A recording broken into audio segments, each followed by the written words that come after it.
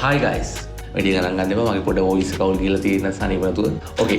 අද කතාව තමයි ලංකාව වගේ රටක් ඇතුලේ ෆොටෝග්‍රැෆි, වීඩියෝග්‍රැෆි, කන්ටෙන්ට් ක්‍රියේෂන්. මම ෆොටෝග්‍රැෆි, වීඩියෝග්‍රැෆි, කන්ටෙන්ට් ක්‍රියේෂන් කියන තුනටම කන්ටෙන්ට් ක්‍රියේෂන් කියන වචනේ පාවිච්චි කරන්නේ නැත්නම් අපිට ඒක දිග වැඩි නිසා ලංකාව වගේ රටක් ඇතුලේ කන්ටෙන්ට් ක්‍රියේෂන් කරලා ඒකින් කෙනෙක්ට සර්වයිව් වෙන්න පුළුවන්ද? පුළුවන් නම් ඒ කොහොමද? ආපහු මම කියන්නම් බ්ලොග් ලෙටර්ස් වලින් හයිලයිට් කරලා තියාගන්න. මම කියන්නේ ලංකාව වගේ රටක් ඇතුලේ. මොකද වෙන රටකට ගියොත් එහෙම ඇත්තටම කන්ටෙන්ට් ක්‍රියේෂන් වලින් කෙනෙක්ට සර්වයිව් වෙන්න පුළුවන්ද කියන එක ගැන කතා කරන්න දෙයක් නැහැ. මොකද අනිවාර්යයෙන්ම අපිට පුළුවන්. හැබැයි ලංකාව වගේ රටක් ඇතුලේ අපිට පුළුවන්ද කන්ටෙන්ට් ක්‍රියේෂන් වලින් සර්වයිව් වෙන්න? නැත්නම් හොඳට කාලය ඇඳලා ඉන්න. ෂේප් එකේ නෙමෙයි හොඳට ඉන්න. ඔකට සරලම උත්තරේ ගත්තොත් ඔව් පුළුවන්. හැබැයි හැමෝටම නෙමෙයි. මම නම් දකින විදිහට ලංකාව ඇතුළේ මේ කන්ටෙන්ට් ක්‍රියේෂන් කියන එක කරන කොට්ටාශ 3ක් ඉන්නවා.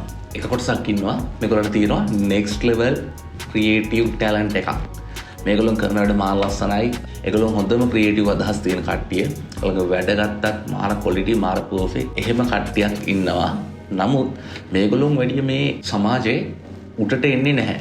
ඒකට හේතුව තමයි සරලවම ඒගොල්ලන්ට ඒ මාකට් එක පිච් කරන්න පුළුවන් කමක් නැහැ. ඒගොල්ලන්ට ක්‍රියේටිව් ටැලන්ට් එකක් තියෙනවා. නමුත් ඒගොල්ලන්ට මාකටිං ටැලන්ට් එකක් නැහැ. අනිත් පැත්තෙන් ගත්තොත් එහෙම තවත් පිරිසක් ඉන්නවා.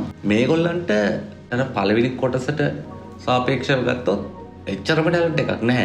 හැබැයි ඒගොල්ලෝ වැඩ කරනවා. හිතමු මහරලාට ඒගොල්ලෝ කරන්නේ මාසෙටම එක වැඩක් වෙන්න පුළුවන්. එක ෆොටෝ ෂූට් එකක්, එක වීඩියෝ ෂූට් එකක් වෙන්න පුළුවන්. හැබැයි ඒගොල්ලෝ තමන්ගේ සෝෂල් මීඩියා වල පබ්ලිෂ් කරනවා. නිතර දෙවේලේ මේකින් වීඩියෝස් දානවා, GTS දානවා. තමන් ගන්න ෆොටෝස් වල එක එක කැටගරි වලින් එක ෂූට් එකක් වෙන්න පුළුවන්. හැබැයි ඒක බ්ලැක් ඇන්ඩ් වයිට් සෙෂන්ස් වෙන්න පුළුවන්. කලර් පික්චර්ස් වෙනම දානවා, පෝර්ට්‍රේට්ස් වෙනම දානවා. ඉතින් මේ වගේ එක විදිහවලට මේගොල්ලෝ මේ ගන්න එක ෂූට් එක හරි එක දිගට තමන්ගේ ඔඩියන්ස් එකට පිච් කරනවා. ඒකෙන් දන්නේම නැතුව අර පළවෙනි කොටසට වඩා මේ දෙවෙනි කොටස තමන්ගේ ඔඩියන්ස් එක ඇතුලේ දන්නේම නැතුව නිකම් උඩට එනවා. තව කොටසක් ඉන්නවා. ඒගොල්ලෝ මේ දෙකම අතරමැද විදියට කරගෙන ලස්සන තමන් ගමන යනවා. මම කතා කරන්නේ අද ඒගොල්ලොන් ගැන නෙමෙයි. මේ පළවෙනි කොටස් දෙක ගැන තමයි මම අද කතා කරන්නේ.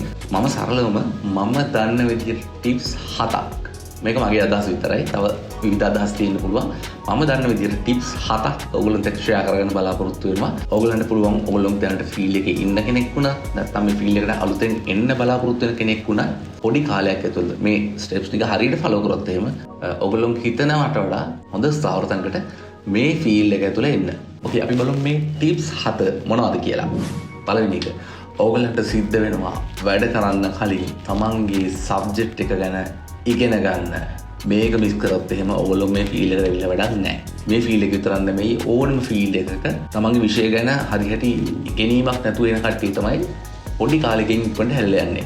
ඉතින් ඒක නිසා ඔයගොල්ලන්ට සිද්ධ වෙනවා මේකට එන්න කලින් අඩම ගානේ මාස කිහිපයක්වත් මේක ගැන පොඩ්ඩක් ස්ටඩි කරන්න. කොහොමද ස්ටඩි කරන්න පුළුවන්?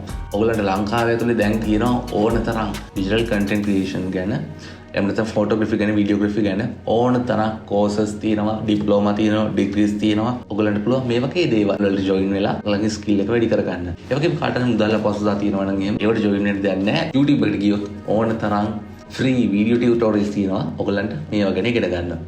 ඉතින් මේ මොන විදිහට කරත් කමක් නැහැ. මම කියන්නේ අනිවාර්යෙන් අඩුම මාස 6ක්වත් ඔයගොල්ලන්ට පුළුවන් නම් මේක ගැන චුට්ටක් ස්ටඩි කරන්න. හරි.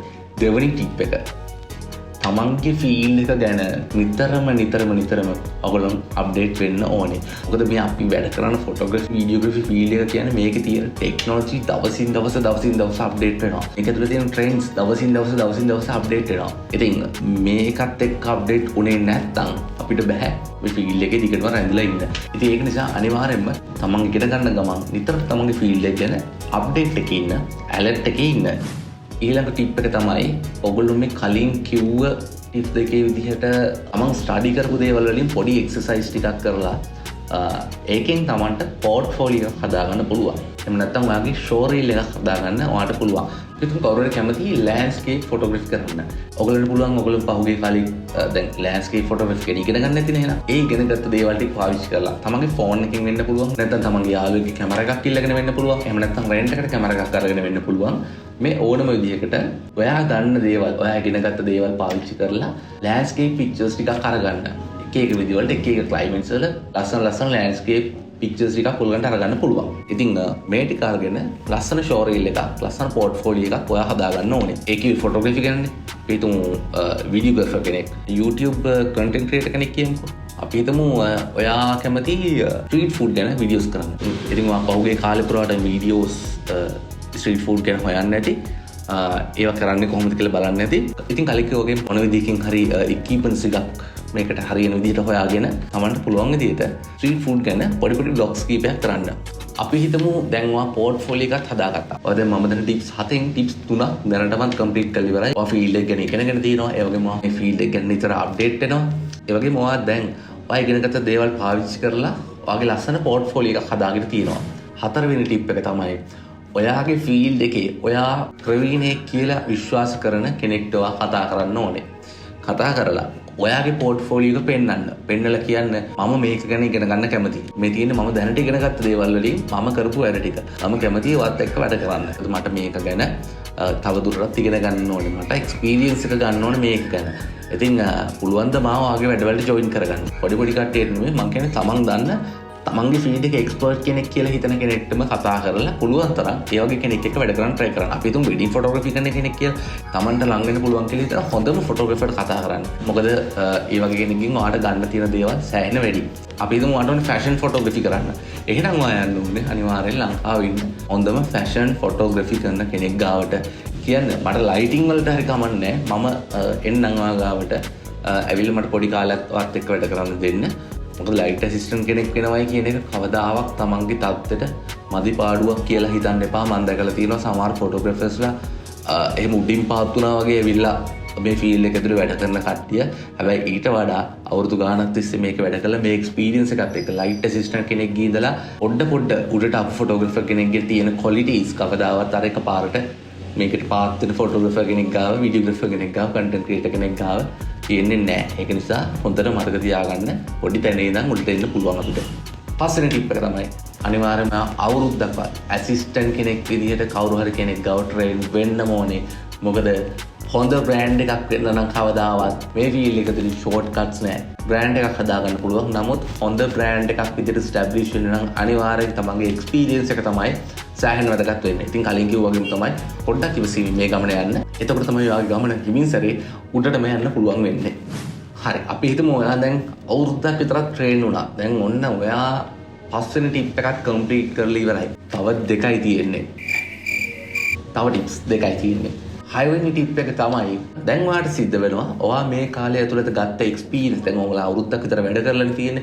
ඉතින් ඒ කාලය ඇතුළත ඔයා ෆොටෝග්‍රැෆර්ගෙන් හරි වීඩියෝග්‍රැෆර්ගෙන් හරි ඒ කන්ටෙන්ට් ක්‍රියේටර්ගෙන් හරි ඉගෙන ගත්ත දේවල් ඊට අමතරව ආර මුලින්ම මේ ෆීල්ඩ් එක ගැන ඉගෙන ගත්ත දේවල් මේ ඔක්කොම දේවල් එකතු කරලා ඔයාට පුළුවන් ආපහු ඔයාගේ පෝර්ට්ෆෝලියෝ එකක් හදන්න. ඒ පෝර්ට්ෆෝලියෝ එකෙන් ඔයාට සිද්ධ වෙනවා තමන් දන්න විදිහට එක එක්ස්පෙරිමන්ට්ස් කරන්න. හැමතිස්සෙම කොමන් දේවල් කරන්න try කරන්න එපා. අන්කොමන් දෙයක් කරන්න try කරන්න. හැමෝම කරන දේට වඩා වෙනස් දෙයක් නිතරම හිතන්න try කරන්න. එතකොට ඔයාට පුළුවන් ඉක්මනට මේක ඇතුලේ ස්ටැබ්ලිෂ් වෙන්න. ඉතින් මේ වගේ එක එක්ස්පෙරිමන්ට්ස් වලින් කරන ලස්සන වැඩ කීපයක් ඔයාගේ පෝර්ට්ෆෝලියෝ එක විදිහට ඔයාගේ ෂෝ රීල් එක විදිහට ඔයා හදා ගන්න ඕනේ. අන්තිම ටිප් එක මේ ඔයා එකතු කරගත්ත ඔයා හදාගත්ත ඔය පෝර්ට්ෆෝලියෝ එක එහෙම නැත්නම් ඔයාගේ ෂෝ රීල් එක පබ්ලිෂ් කරන්න සෝෂල් මීඩියා වල. මෙතනදී වැදගත්ම කාරණාවක් තියෙනවා. මෙතනදී ආපහු එනවා මං අර මුලින්ම කිව්ව තැනට. මං කිව්වේ කොටස් 3ක් ඉන්නවා මේක ඇතුලේ. කට්ටියකට ටැලන්ට් එක තියෙනවා මාකටිං බෑ. තව කට්ටියකට ටැලන්ට් එක අඩුයි හැබැයි මාකටිං පුළුවන්. තව කට්ටියක් ඔක බැලන්ස් එකේ කරගෙන යනවා. මෙතනදී ඔයාලට සිද්ධ වෙනවා ඔය තුන්වෙනි පාර්ශවයේ විදිහට මොලේ කල්පනා කරලා වැඩ කරන්න. මොකද තමන්ට කොච්චර ටැලන්ට් එක තිබ්බත් වැඩක් නැහැ. තමන් කරන දේවල් තමන්ගේ ඔඩියන්ස් එකට පිච් කරගන්න, රීච් කරගන්න බැරි නම් එයා කරන දේවල් වලින් වැඩක් නැති වෙනවා. ඒක නිසා තමයි මම කිව්වේ අනිවාර්යයෙන්ම ඔයා සෝෂල් මීඩියා වල මේ දේවල් පබ්ලිෂ් කරනවා නම් අනිවාර්යෙන් එක්කෝ ඒක ගැන දන්න හොඳ එක්ස්පර්ට් කෙනෙක්ගෙන් ඔයා අහගන්න ඕනේ කොහොමද මේ ටික පබ්ලිෂ් කරන්න ඕනේ. එහෙම නැත්නම් ඔයාලට පුළුවන් ඩිජිටල් මාකටිංగ్ කෝසස් තියෙනවා. ඔන්ලයින් ඒවා තියෙනවා, ෆිසිකල් කෝසස් තියෙනවා. ඉතින් මේවා ගොඩක් ලොකු කාලයක් තියෙනව නෙමෙයි. ගොඩක් දුරට මාස 3 වගේ අතර කාලෙකින් මේ කෝසස් ඉවර වෙනවා. ඉතින් ඒ වගේ එකකට සම්බන්ධ වෙන්න ඔයාලට පුළුවන්. එතකොට මේකට වැඩිදුර ඉගෙන ගන්න ඔයගලන්ට හැකියාවක් තියෙනවා. තමන්ගේ ෆීල්ඩ් එක ඉගෙන ගත්තා වගේම තමන්ගේ ෆීල්ඩ් එක මාකට් කරන හැටි ඉගෙන ගන්නත් ඔයගලන්ට යම් එෆර්ට් එකක් දාන්න සිද්ධ වෙනවා. ඉතින් ඔය විදිහට අපි තුමු ෆොටෝග්‍රැෆර් කෙනෙක් නම් ඔයාගත්ත ෆොටෝ ෂූට්ස් ටික ලස්සනට පිළිවෙලට අදාළ විදිහට තමන්ගේ සෝෂල් මීඩියා වල පබ්ලිෂ් කරන් යනකොට වීඩියෝග්‍රැෆර් කෙනෙක් නම් ඔයා ගත්ත වීඩියෝස් ටික ලස්සනට සෝෂල් මීඩියා ඇතුළේ පබ්ලිෂ් කරනකොට YouTube ක්‍රියේටර් කෙනෙක් නම් ඔයාගේ YouTube channel එක ඇතුලේ ඔයාගේ වීඩියෝස් ටික පිළිවෙලකට ලස්සනට අදාළ විදිහට දාගෙන යනකොට දන්නේම නැතුව තව තව ක්ලයන්ට්ස්ලා එකතු වෙනවා. තව බ්‍රෑන්ඩ්ස් වත් එක්ක ජොයින් වෙන්න පටන් ගන්නවා. ඉතින් මම කලින් කිව්ව ටිප්ස් ටික කාලයක් කන්ටිනියස්ලි ෆලෝ කරගෙන යනකොට දන්නේම නැතුව ඔයාගේ වටේට ලොකු ක්ලයන්ට් බේස් එකක් හැදිලා තියෙයි. ඉතින් ඕක තමයි සරලම කතාව. ඉතින් මම හිතනවා මේ ෆීල්ඩ් එක ගැන ඉගෙන ගන්න කැමති කෙනෙක්ට මොකක් හරි දෙයක් මේ වීඩියෝ එකෙන් ගන්න තියෙන්නේ නැති කියලා. එහෙම ගන්න දෙයක් තිබ්බනම් අනිවාර්යෙන් පල්ලෙන් කමෙන්ට් එකක් දාන්න අමතක කරන්න එපා. ඒ වගේම කිසිම දෙයක් නැත්නම් මේ වීඩියෝ එකේ ගන්න ඒකත් පල්ලෙන් කමෙන්ට් එකක් දාන්න අමතක කරන්න එපා. මොකද යෝජනා වගේම චෝදනක් බොහොම කැමැත්තෙන් මම බාර ගන්න කැමතියි. ඒ නිසා අනිවාර්යෙන් ඔයාගේ අදහස් පල්ලෙන් කමෙන්ට් එකක් දාගෙන යන්න. ඒ වගේම මෙන්න මේ පැත්තේ තියෙන subscribe button එකත් click කරන්න අමතක කරන්න එපා. එහෙනම් මේ වීඩියෝ එක මෙතනින් ඉවර කරනවා.